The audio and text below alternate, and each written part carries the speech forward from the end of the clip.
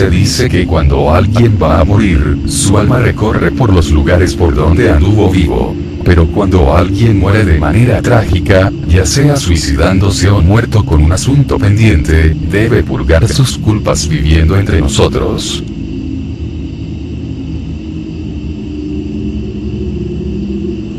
Los condenados viven en lugares remotos, tétricos y solitarios como cuevas, cementerios o en los montes, desde donde lanzan gritos y lamentos terribles, lamentando su condición.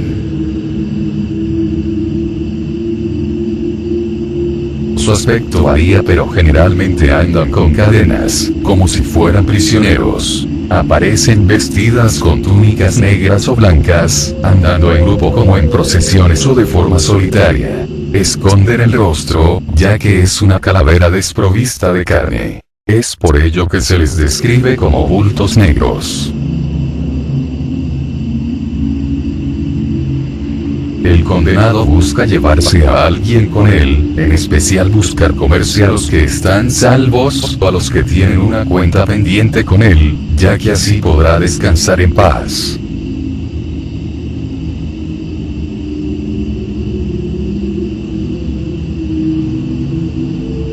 Érase una mañana de invierno en el poblado de Chuschi, un pueblito rural de Ayacucho, departamento del Perú.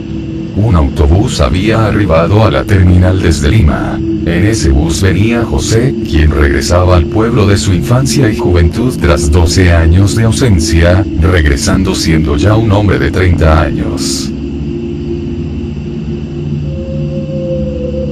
Al pasar por las calles, José reconoció a los ancianos y gente con las que él mantuvo contacto en sus años mozos. Sin embargo, ellos, tras mirarlo con asombro e incredulidad, terminaban por dirigir sus miradas a otro lado, con total desprecio e indiferencia, y él cuando se daba la vuelta para seguir caminando, escuchaba las murmuraciones hacia él. Al parecer, todavía quedaba fresco el recuerdo de lo que pasó hace años. José se hospedó en una posada, ya que temía que aún sus padres fueran indiferentes con él. Se hospedó en un cuarto del segundo piso, el cual tenía un balcón que daba la vista a la plazuela. Ya en la noche, salió al balcón a respirar. Aún recuerda esa noche en que tuvo que dejar el pueblo. Tenía unos 18 años y por cuestiones propias de la juventud, decidió hacer una travesura, algo osado de lo cual presumir. Había acordado que él irrumpiría de noche en la iglesia del pueblo y sustraería la antiquísima cruz de oro que reposaba desde hacía siglos, un acto sacrílego. Al día siguiente de haber cometido el acto, el pueblo se conmovió por tal noticia. Uno de los compañeros de José le advirtió a este que le daría aviso a las autoridades de que él, José, fue quien robó. José le dijo que no tendría pruebas de que él lo robó, ya que no lo vio hacerlo, más allá de que él dijera que lo iba a hacer. Su compañero le dijo que unas personas se habían acercado a la comisaría del pueblo y habían dicho que vieron a un intruso salir de forma sospechosa. José se marchó, helado. Pronto sabrían que fue él. El joven se lo contó a sus padres, y estos se enojaron con él por tal broma, pero al ver que el joven insistió tanto hasta romper el llanto, fue cuando la decepción se apoderó de ellos, ya que su hijo no solo era un ladrón, sino algo peor, un sacrílego. Ellos, temiendo que su hijo no solo sea apresado, sino expulsado, decidieron embarcar a su hijo a que tome un bus a Lima, alojándose en casa de unos parientes. Cuando la comunidad se enteró que el joven había ido a Lima, sospecharon y murmuraron. Para ellos, él era el culpable, ya que solo el culpable prefería huir antes que ser descubierto. Si bien no fue expulsado ni desterrado de la comunidad, ya que nunca se comprobó que él fue el culpable, la gente rompió contacto con él. Ellos no olvidaron lo que pasó. Pasó hace 12 años, pero aún lo recordaban.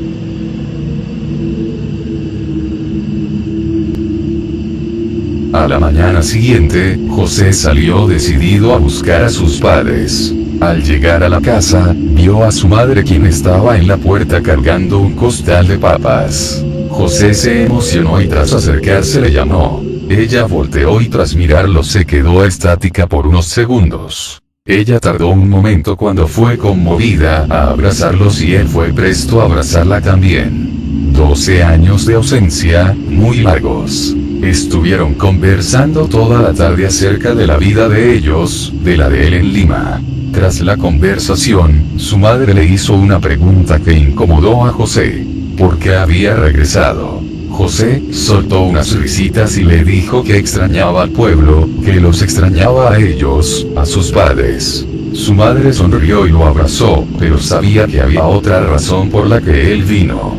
Quizás era para pedir perdón a la comunidad y ganarse la confianza de ellos y reintegrarse a la vida a la comunidad. Al caer la noche, él se despidió de su madre y se fue a su hospedaje. Mientras caminaba, José meditaba. Era cierto. Su madre tenía razón, había una razón muy fuerte por la que decidió volver. Sin embargo, no era para pedir perdón, ni ganarse la confianza para poder vivir de nuevo en el pueblo como un comunero más, sino de terminar lo que él inició hace 12 años. Después de robar la cruz, José se fue al cerro a esconder la cruz en una cueva. Él volvió al pueblo para encontrar esa cruz de oro que él escondió en un cerro. Si bien el motivo por la que hurtó la cruz cuando era mozo era como una proeza juvenil, ahora lo hacía porque estaba necesitado económicamente, y si encontraba la cruz y la vendía, iba a poder solventar los gastos y hasta vivir holgadamente. Es más, hasta ya tenía un contacto en el mercado negro que le iba a comprar dicha cruz. El problema era que no se acordaba en qué cerro lo escondió. Pero ese problema no lo iba a detener, ya que saldría del pueblo e iría cada noche a los cerros, atravesando los campos lóbregos, solitarios y tétricos.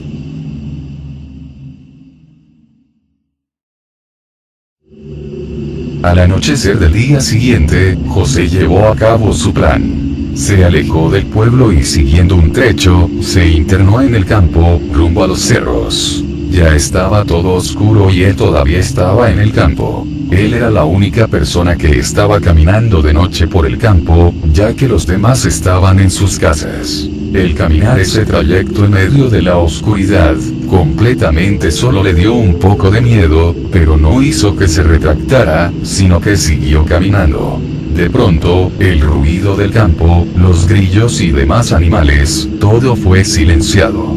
Absolutamente todo quedó en silencio. Era como si algo malo va a pasar. No podía ver qué, pero sabía que algo malo estaba un poco más adelante y que eso mismo hizo que se silenciara todo.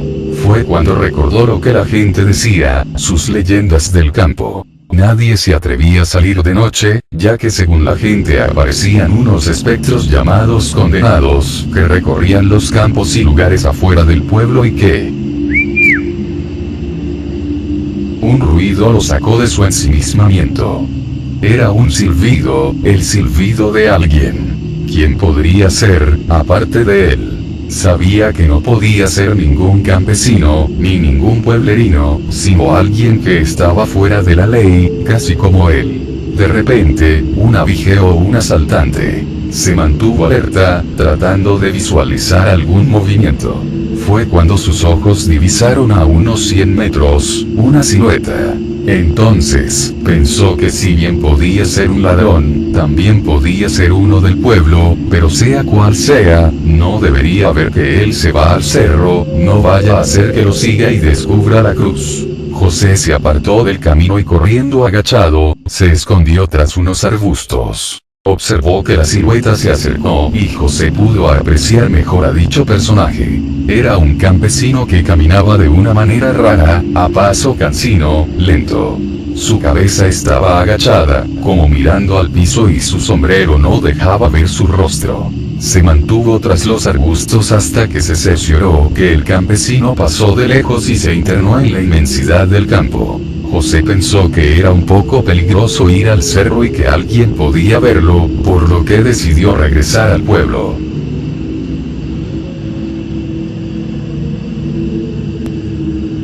A la noche siguiente, repitió su faena, esta vez decidido a lograr su objetivo y que nada lo amedrentaría de buscar en los cerros. Esta vez no vio nada y pudo llegar a un cerro. Tras andar por la falda, pudo llegar a la cumbre. No había ninguna cueva allí, pero al ser ya casi la medianoche, decidió repetirlo la noche siguiente. Cuando estaba en el camino de vuelta, otra vez el ruido de la noche se enmudeció. Fue cuando escuchó un lamento a sus espaldas. Volteó la cabeza y pudo ver una silueta, la cual al acercarse, vio que era el mismo campesino quien se acercaba a él. En eso, el campesino levantó su cara y pudo ver su rostro.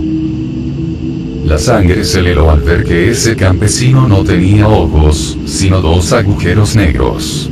De pronto volvió a emitir un lamento, aunque este se escuchó muy macabro.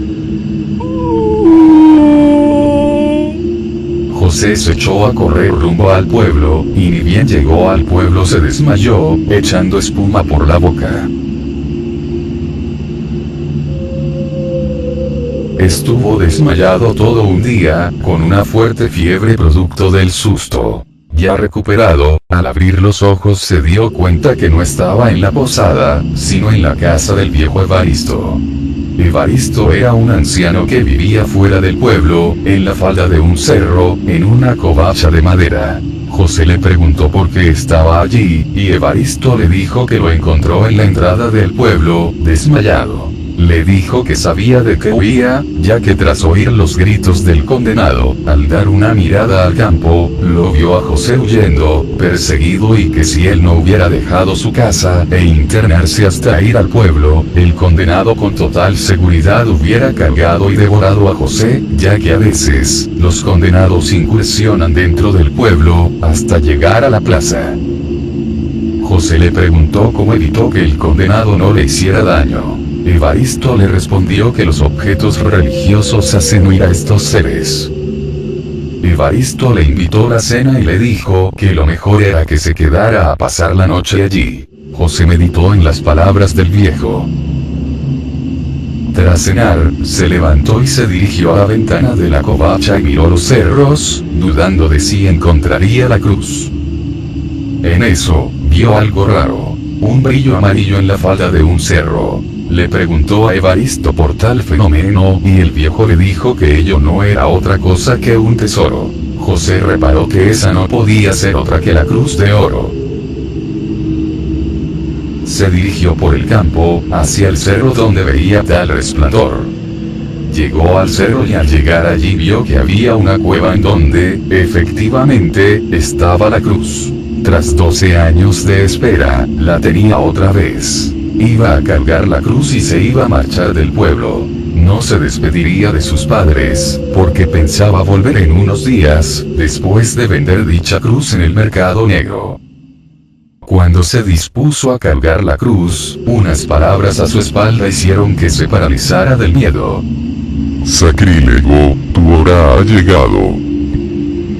Volteó lentamente y con horror vio a una persona cubierta con una túnica blanca, roída y hecha harapos. Sus piernas se le volvieron de gelatina, cuando eso le dijo: Te llevaré conmigo. Acto seguido, ese ser se sacaba la capucha para dejarse ver su rostro, mientras José se arrodillaba, imposibilitado de huir, debido al extremo terror que tenía. Ni siquiera pudo articular palabra alguna, ya que tartamudeaba sin lograr completar una sola palabra.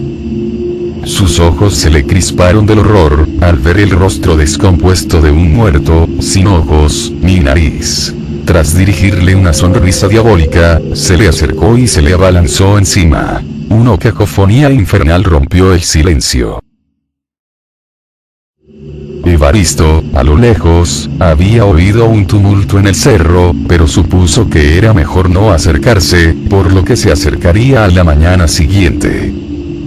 En esa mañana, el viejo Evaristo se acercó al cerro y descubrió horrorizado un montón de huesos sanguinolentos al costado de unas ropas desgarradas, las cuales reconoció que eran de José, ya que eran las mismas prendas con las que José estuvo en su covacha ayer. Al parecer, algo lo mató y devoró su cuerpo, consumiendo sus carnes y sus órganos.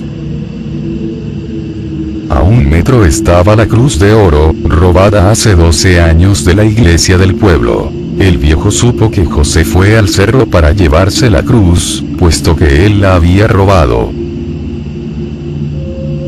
No se sabe si lo consumieron después de morir, pero el viejo cree que José fue devorado vivo.